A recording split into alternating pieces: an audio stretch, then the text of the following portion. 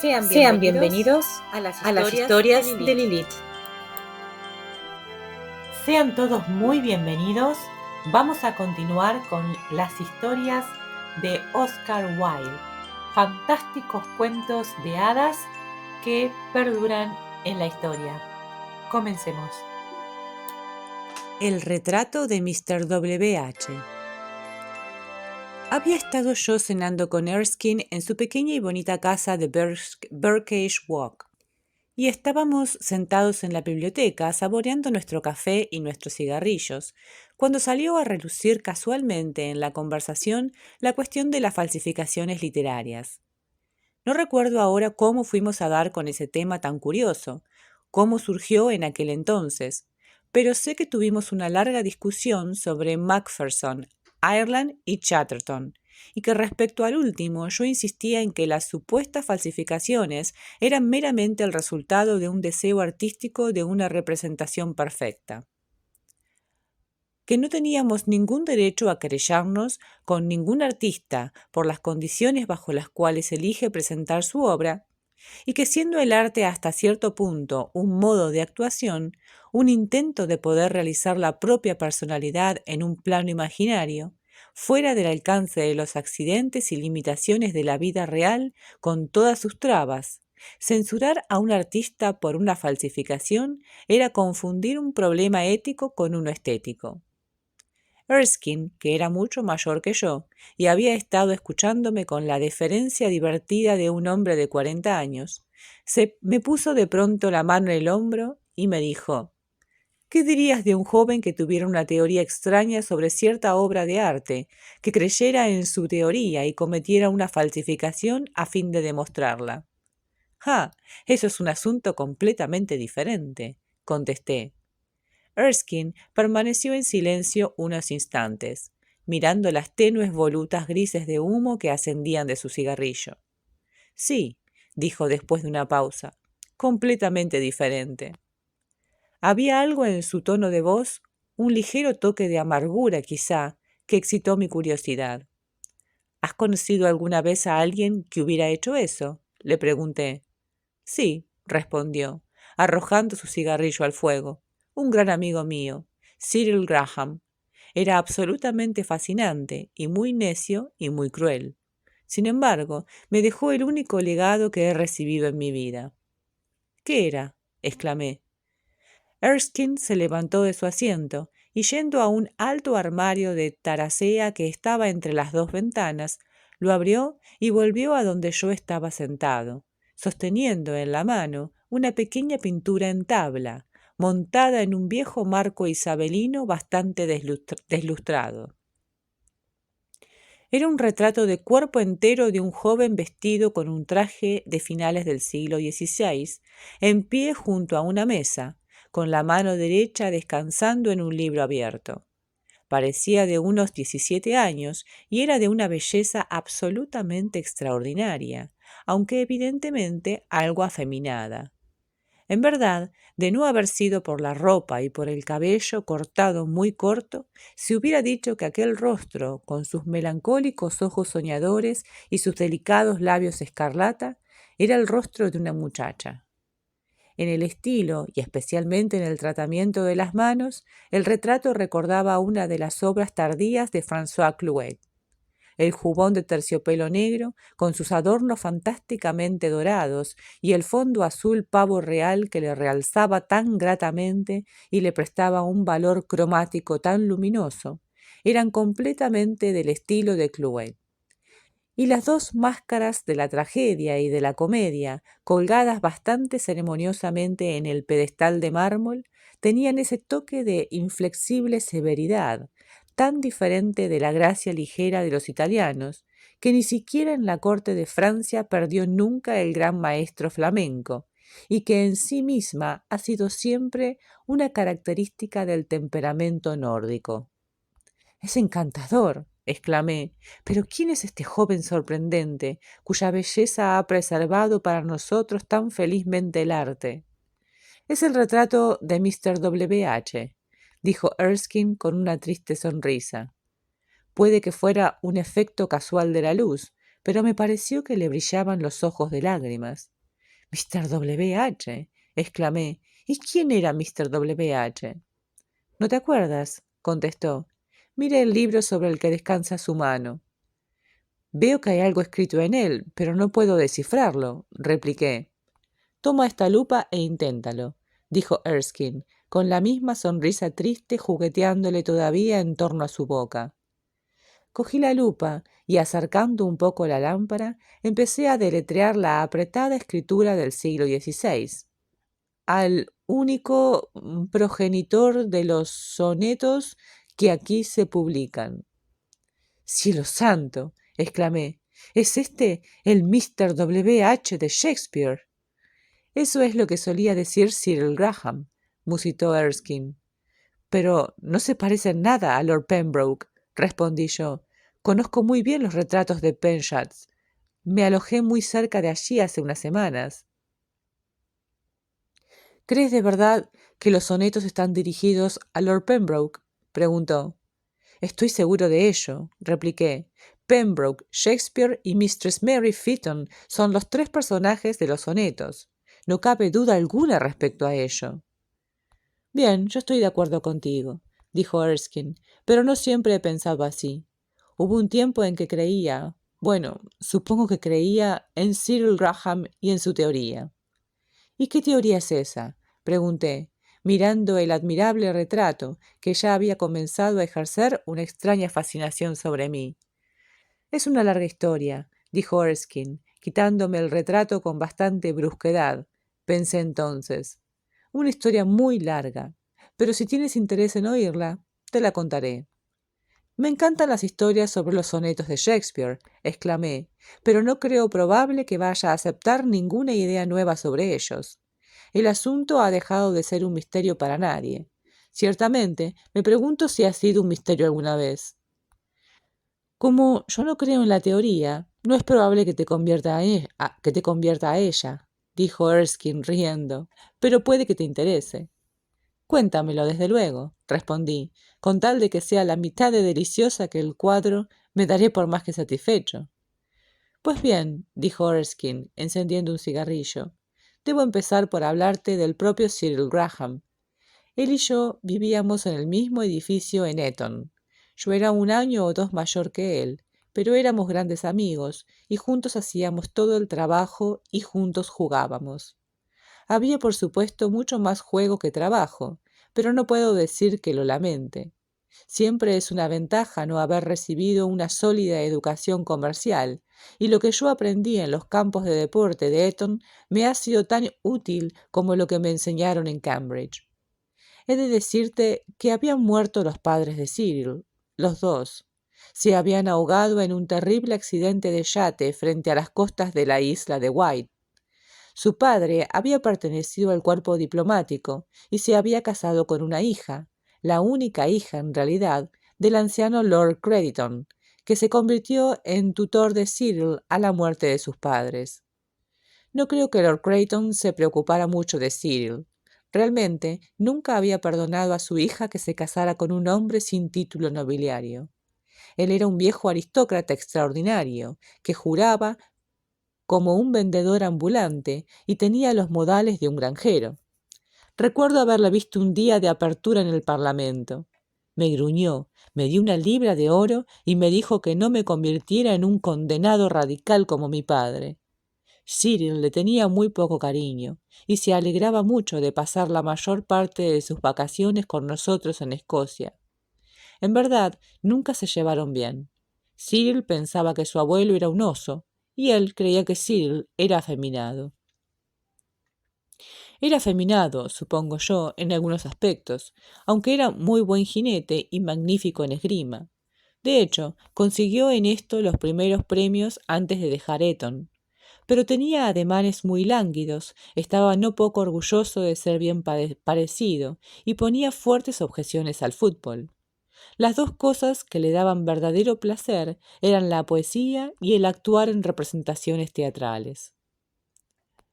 En Eton siempre estaban disfrazándose y recitando a Shakespeare, y cuando fuimos a Trinity en la Universidad de Cambridge, se hizo miembro del grupo de teatro en el primer trimestre. Recuerdo que yo estaba siempre muy celoso de sus representaciones. Le tenía una devoción absurda. Supongo que por lo diferentes que éramos en algunas cosas. Yo era un muchacho desmañado y enclenque, de pies enormes y horriblemente pecoso. Las pecas se propagan en las familias escocesas lo mismo que la gota en las familias inglesas. Cyril solía decir que entre las dos prefería la gota, pero es que siempre otorgaba un valor absurdamente alto a la apariencia personal, y una vez leyó una comunicación en nuestro círculo de retórica para demostrar que era mejor ser hermoso que ser bueno. Ciertamente, él tenía una belleza admirable. La gente a quien no le gustaba, personas hipócritas y tutores de la universidad, y los jóvenes que se preparaban para clérigos, solían decir que era meramente guapo. Pero había mucho más en su rostro que un mero atractivo. Creo que era la criatura más espléndida que he visto en mi vida, y nada podría sobrepasar la gracia de sus movimientos, el encanto de sus modales. Fascinaba a todo el mundo a quien valía la pena fascinar, y a muchísimos que no la valía.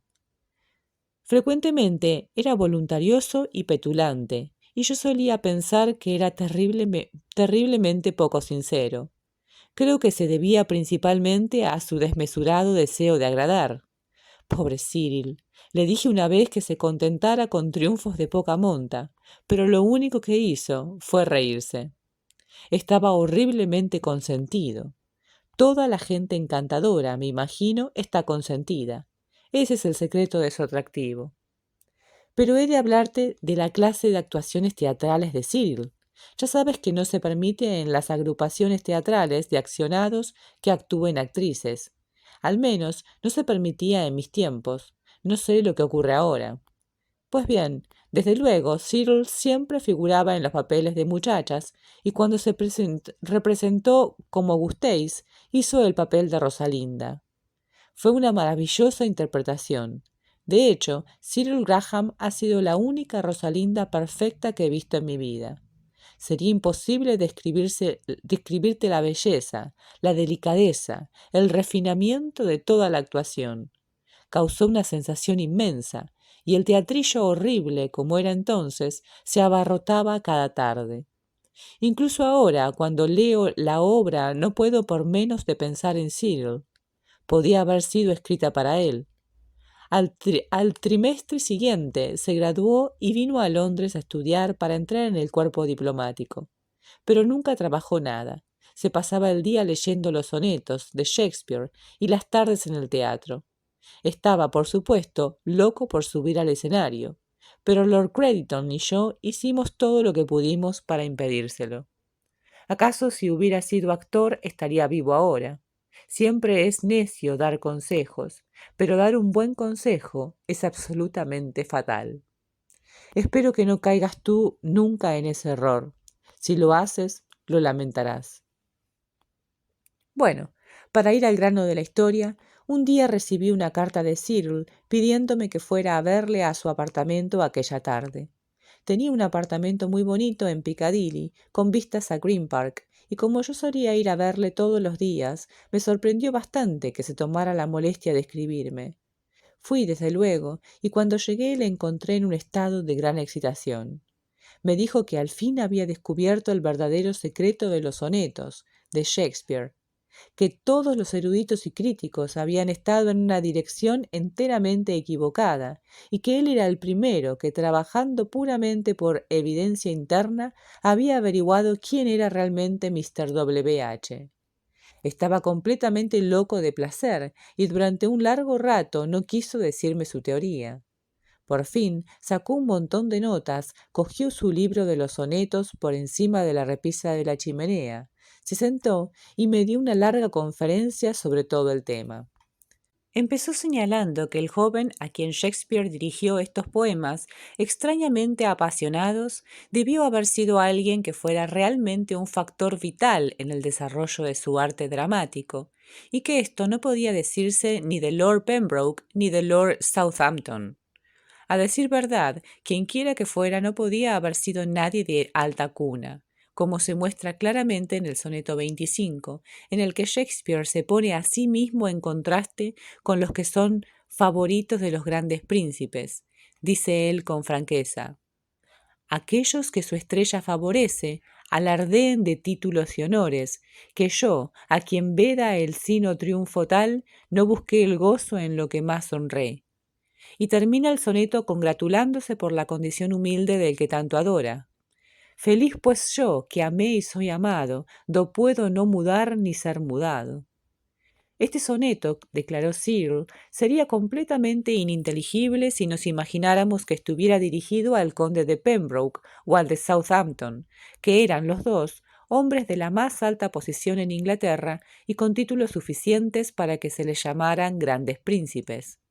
Y corroborando su punto de vista, me leyó los sonetos 124 y 125, en los que Shakespeare nos dice que su amor no es hijo del Estado, que no sufre en pompa risueña, sino que fue formado lejos de accidente.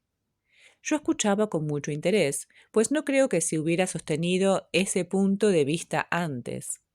Pero lo que siguió era todavía más curioso, y me pareció entonces que descartaba enteramente a Pembroke. Sabemos por Mears que los sonetos se habían escrito antes de 1598, y el soneto 104 nos informa que la amistad de Shakespeare por Mr. W. H. hacía 3 años que existía. Ahora bien, Lord Pembroke, que nació en 1580, no vino a Londres hasta que no tenía 18 años, es decir, hasta 1598, y la relación de Shakespeare con Mr. W. H. debía haber comenzado en 1594, o como muy tarde en 1595.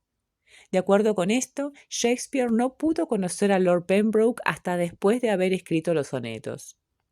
Cyril señaló también que el padre de Pembroke no murió hasta 1601, mientras que por el verso «Tuviste un padre, dígalo tu hijo», era evidente que el padre de Mr. W. H. no vivía en 1598.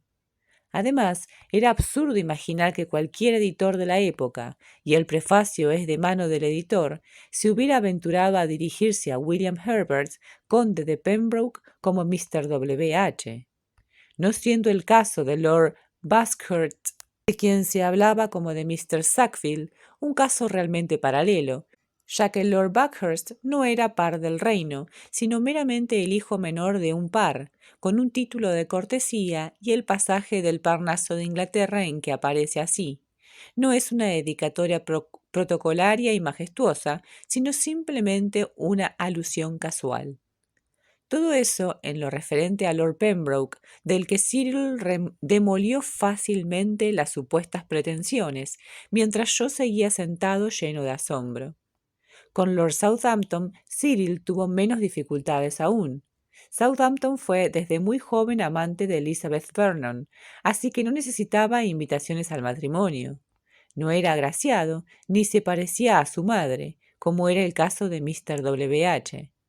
Eres espejo de tu madre, en ti recobra ella de hermoso abril su flor.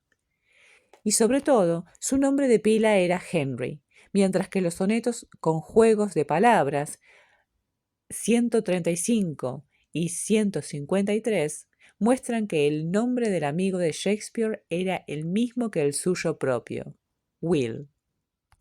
En cuanto a las otras sugerencias de comentaristas desafortunados de que Mr. W. H. es una errata y debiera haberse escrito como Mr. W. S., significando Mr. William Shakespeare, o de que Mr. W. H. Hall debiera leerse Mr. W. H. Hall, o que Mr. W. H. es Mr. William Hathaway, y que debiera ponerse un punto después de desea, haciendo de Mr. W. H. el escritor y no el sujeto de la dedicatoria, Cyril lo descartó todo en breve tiempo. Y no vale la pena mencionar ahora sus razones, aunque recuerdo que me hizo reír a carcajadas al leerme, me alegra decir que no en el original, algunos extractos de un comentarista alemán llamado Barnhof, que insistía en que Mr. W. H. era nada menos que Shakespeare en persona, Mr. William himself. No quiso admitir por un solo momento que los sonetos sean meras sátiras de la obra de Drayton y de John Davis de Hereford. Para él, a decir verdad, lo mismo que para mí, eran poemas de significado serio y trágico, forjados con la amargura del corazón de Shakespeare y endulzados con la miel de sus labios.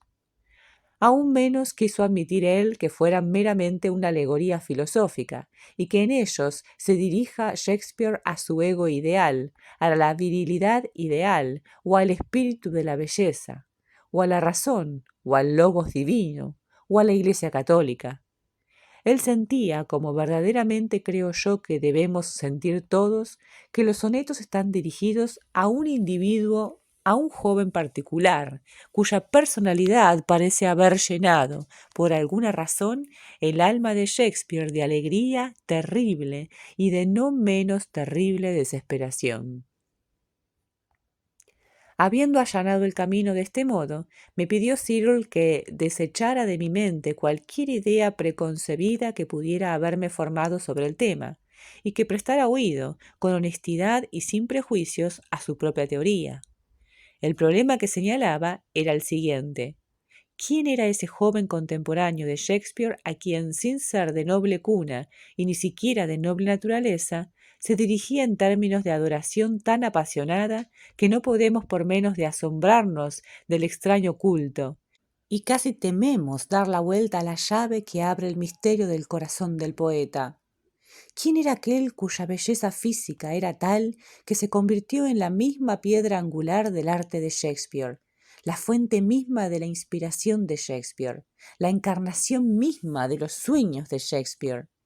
Considerarle simplemente el objeto de ciertos versos amorosos es perder todo el significado de los poemas, pues el arte de que habla Shakespeare en los sonetos no es el arte de los sonetos en sí, que eran sinceramente para él solo cosas ligeras y secretas.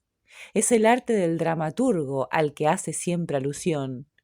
Y aquel a quien dijo Shakespeare: mi arte todo eres tú, y tú promueves mi ignorancia a la altura del saber, a quien prometió la inmortalidad, donde el aliento es más en boca humana, con seguridad no era otro que el muchacho para el que creó a Viola y a Imogen, a Julieta y a Rosalinda, a Portia y a Desdémona y a Cleopatra misma.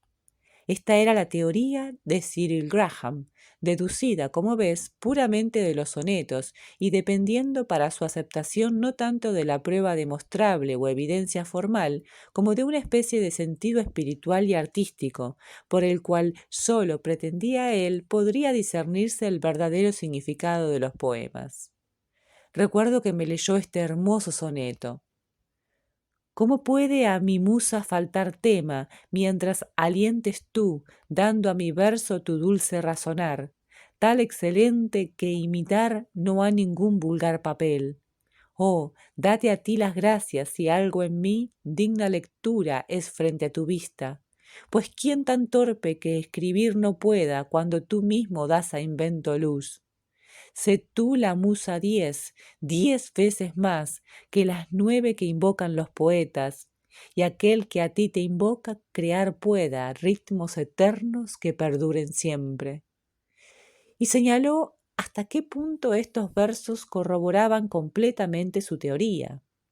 En verdad, recorrió todos los sonetos cuidadosamente y mostró o se imaginó que mostraba que, de acuerdo con su nueva explicación de su significado, cosas que habían parecido oscuras o perversas o exageradas se volvían claras y racionales y de alta significación artística, e ilustraban el concepto de Shakespeare de las verdades relacionadas entre el arte del actor y el arte del dramaturgo.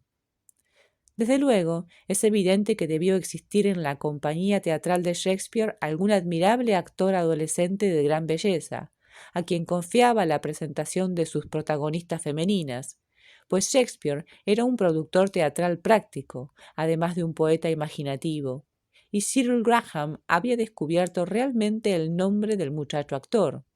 Era Will, o como prefería llamarle, Willie Hughes.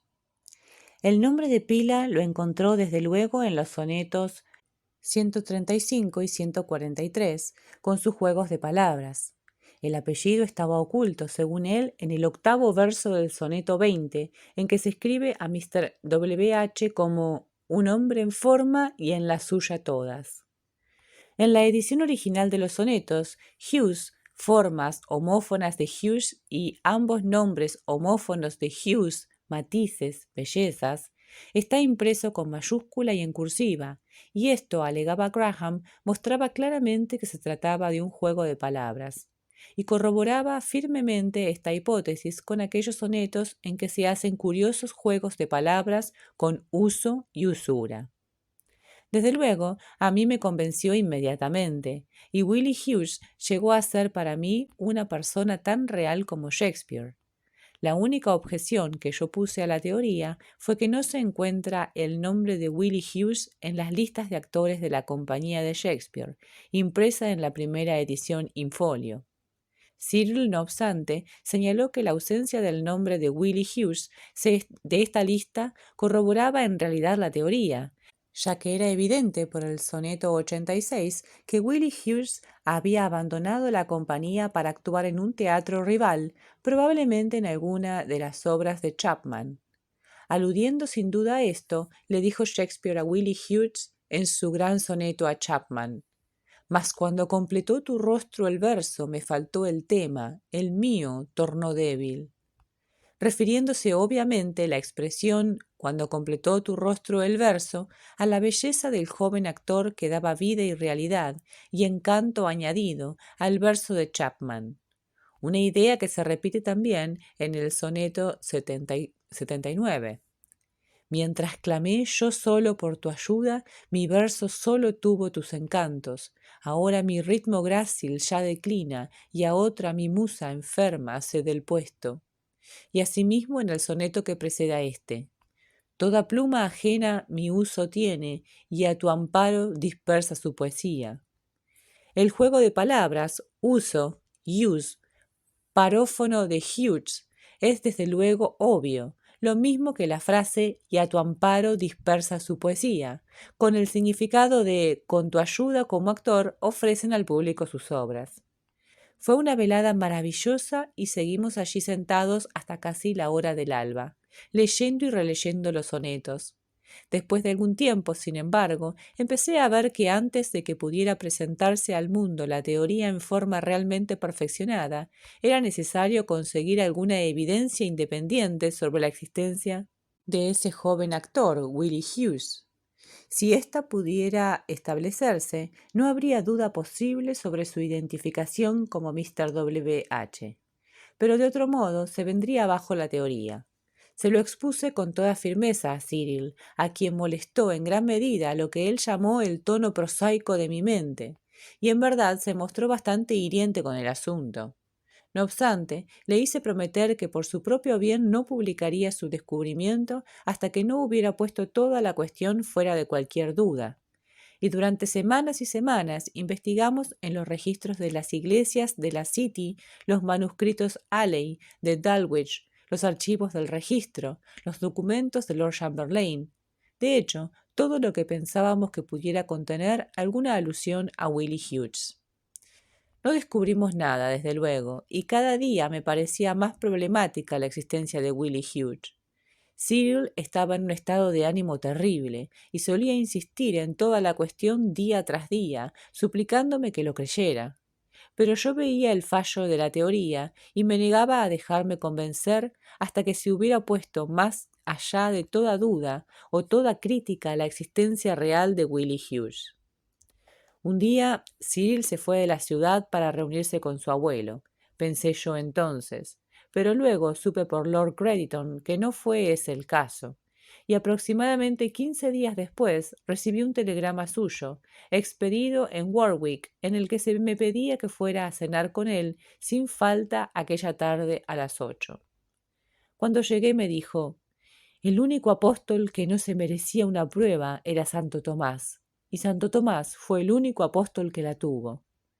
Le pregunté a qué se refería y me contestó que había podido no solo establecer la existencia en el siglo XVI de un muchacho actor llamado Willie Hughes, sino probar con la evidencia más concluyente que era él el Mr.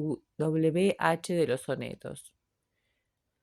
No quiso decirme entonces nada más, pero después de la cena sacó solemnemente el cuadro que te enseñé y me dijo que lo había descubierto por mera casualidad clavado en el costado de un viejo cofre que había comprado en una casa de labranza de Warwickshire. El cofre mismo, que era una muestra muy hermosa del trabajo isabelino, se lo había llevado consigo, naturalmente, y en el centro del panel central estaban indudablemente grabadas las iniciales WH. Era este monograma lo que había atraído a su atención, y me dijo que no fue hasta después de tener varios días el cofre en su poder cuando pensó en hacer el examen cuidadoso de su interior. Una mañana, sin embargo, vio que uno de los lados del cofre era mucho más grueso que el otro, y mirando más de cerca, descubrió que estaba sujeto a él un cuadro pintado en madera con su marco. Al sacarlo, encontró que era el retrato que está ahora en el sofá. Estaba muy sucio y cubierto de moho, pero se las arregló para limpiarlo, y para su gran gozo vio que había dado, por pura casualidad, con la cosa que había estado buscando. Aquí estaba un auténtico retrato de Mr. W. H., con su mano descansando sobre la página de la dedicatoria de los sonetos, y en el marco mismo podía verse débilmente el nombre del joven escrito en negro, con letra uncial sobre fondo de oro deslustrado, Mr. Will Hughes. Pues bien, ¿qué iba a decir yo? Nunca se me ocurrió ni por un momento que Cyril Graham estuviera gastándome una broma, ni que estuviera intentando demostrar su teoría por medio de una falsificación. —¿Pero es una falsificación? —pregunté yo. —Desde luego que lo es —dijo Erskine—, una falsificación muy buena, pero una falsificación y al fin y al cabo. Pensé entonces que Cyril estaba bastante tranquilo respecto a todo el asunto, pero me acordé de que una vez me había dicho que él no necesitaba pruebas de ninguna clase y que creía que la teoría estaba completa sin ellas. Yo me reí de él y le dije que sin ellas la teoría se vendría abajo, y le felicité calurosamente por el maravilloso descubrimiento. Luego convinimos que el retrato debía reproducirse en aguafuerte o en facsímil y ponerse como cubierta en la edición de Cyril de los sonetos. Y durante 3 meses no hicimos otra cosa que repasar cada poema verso a verso, hasta que hubimos resuelto todas las dificultades de texto o de significado. Un día malhadado, estaba yo en una tienda de grabados de Holborn cuando vi sobre el mostrador unos dibujos a punta seca extremadamente bellos. Me atrajeron tanto que los compré, y el dueño de negocio, un hombre llamado Rollins, me dijo que eran obra de un joven pintor que se llamaba Edward Merton, que era muy hábil, pero tan pobre como un ratón de iglesia. Fui a ver a Merton unos días después, habiendo conseguido su dirección por el vendedor de grabados, y me encontré con un joven pálido, interesante, con una esposa de aspecto bastante vulgar. Su modelo, supe después. Le dije cuánto admiraba sus dibujos, a lo que pareció muy complacido, y le pregunté si querría enseñarme algo del resto de su obra. Cuando estábamos examinando una carpeta llena de cosas realmente hermosas, pues Merton tenía un toque delicado y delicioso, me fijé de pronto en un dibujo del retrato de Mr. W. H. No había duda alguna sobre ello. Era casi un facsímil, siendo la única diferencia que las dos máscaras de la tragedia y la comedia no colgaban de la mesa de mármol, como en el cuadro, sino que yacían en el suelo a los pies del joven. —¿Dónde demonios consiguió usted eso? —dije. Él se quedó bastante confuso y dijo: —Oh, eso no es nada. No sabía que estaba en esta carpeta. No es cosa que valga nada. —Es lo que hiciste para Mr. Cyril Graham —exclamó su mujer—, y si este señor desea comprarlo, déjale que lo adquiera. —Para Mr. Cyril Graham —repetí yo—, ¿pintó usted el retrato de Mr. W. H.? —No entiendo lo que usted quiere decir —replicó él, poniéndose muy colorado. —Bueno, Todo el asunto fue realmente terrible. La mujer lo soltó todo. Yo le di 5 libras cuando me marché. No puedo soportar el pensar en ello ahora, pero, desde luego, estaba furioso. Me fui inmediatamente al apartamento de Cyril y esperé allí 3 horas antes de que volviera él a casa, con la horrible mentira mirándome a la cara, y le dije que había descubierto su falsificación. Se puso muy pálido y dijo: «Lo hice solo por ti. Tú no querías dejarte convencer de ningún otro modo. Eso no afecta a la verdad de la teoría». «La verdad de la teoría», exclamé. «Cuanto menos hablemos de ello, tanto mejor. Tú mismo no creíste nunca en ella. Si hubieras creído, no habrías cometido una falsificación para probarlo». Cruzamos palabras fuertes y tuvimos una tremenda discusión.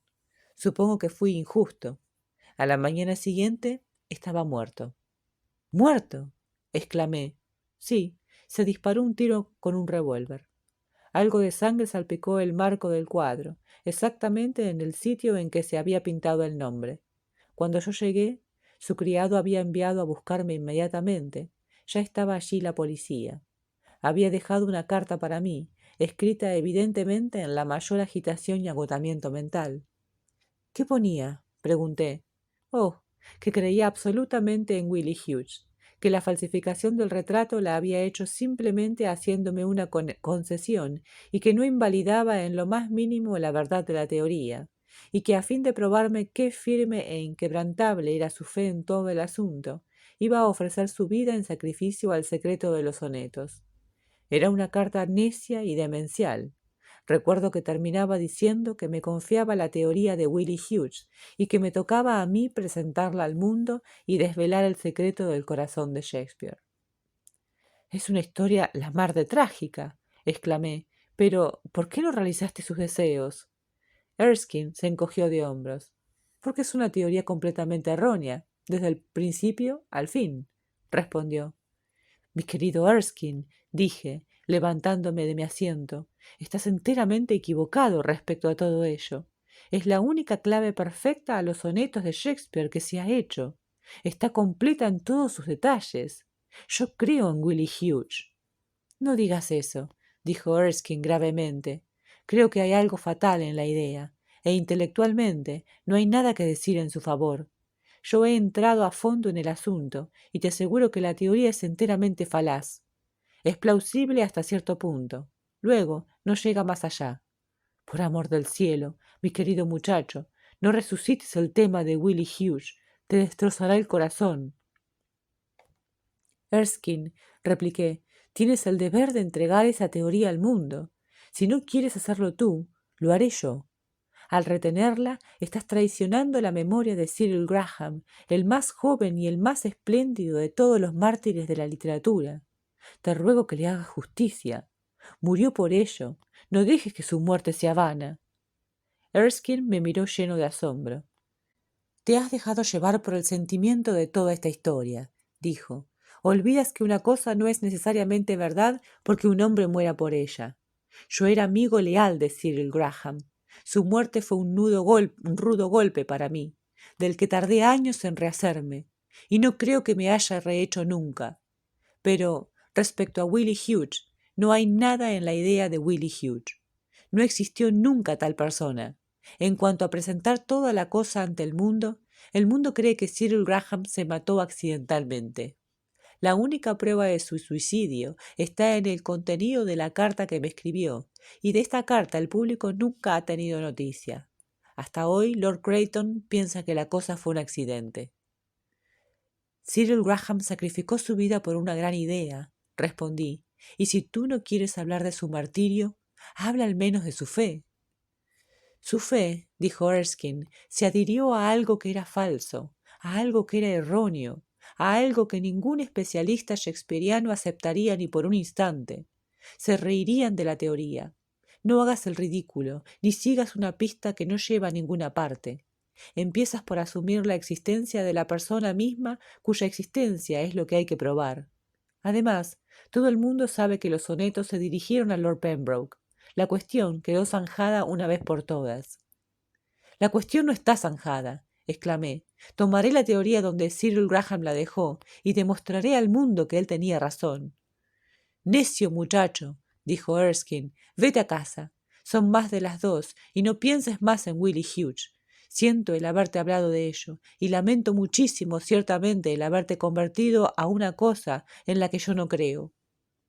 Tú me has dado la clave del mayor misterio de la literatura moderna, repliqué, y no descansaré hasta que no te haya hecho reconocer, hasta que no haya hecho que todo el mundo reconozca que Cyril Graham fue el más sutil de los críticos de Shakespeare de nuestro tiempo.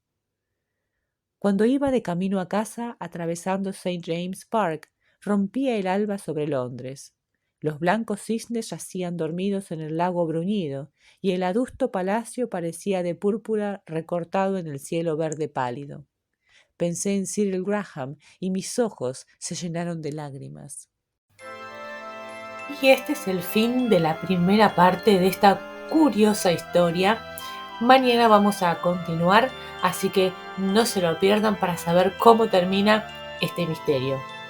Los espero mañana. No se olviden de suscribirse, dejen likes, comenten y nos vemos. Adiós.